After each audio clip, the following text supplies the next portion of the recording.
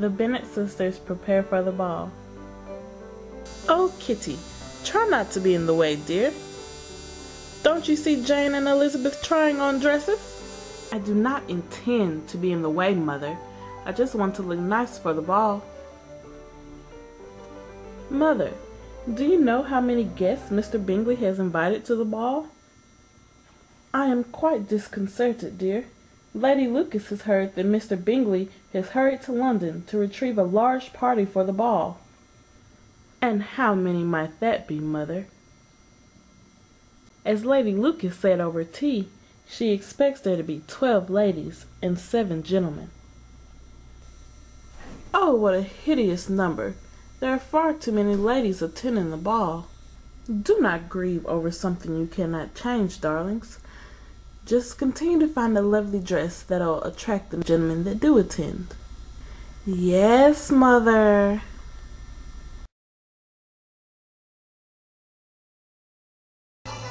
The girls and Mrs. Bennet walked into the ball, comforted upon finding out the eve of the ball that Mr. Bingley had, instead of 12, only brought 6 women. Elizabeth, look, there is Mr. Bingley over in the corner. He is so good-looking and gentlemanlike. Why, Jane, do you find he has a pleasant countenance? Why, yes, I do, Lizzie. He seems to be easy and with unaffected manners. Who is the handsome gentleman standing near Mr. Bingley? I heard his name is Darcy, says Lydia. Mr. Darcy, and I do say he is much handsomer than Mr. Bingley. Mr. Bingley and Jane had a certain attraction to one another, for they had already danced together once and were beginning their second dance. Mr. Bingley decided to take a break from his dancing with Jane to go over and see what was wrong with Darcy. Well, Darcy, why aren't you dancing? I hate to see you standing by yourself in this stupid manner. I shall do nothing of the sort. I detest dancing when I know not my partner. And anyway, there are no other women worth dancing with when you have the loveliest on your arm. Oh, Darcy, I never met so many pleasant girls in my life. And do not forget Jane's sister Elizabeth. She is very agreeable, dare I say.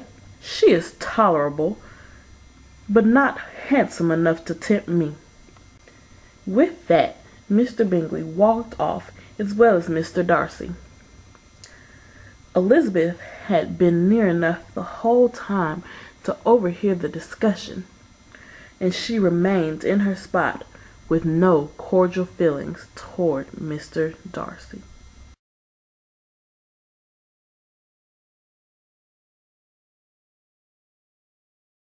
After the ball, Lizzie and Jane gathered in the bedroom to discuss the ball.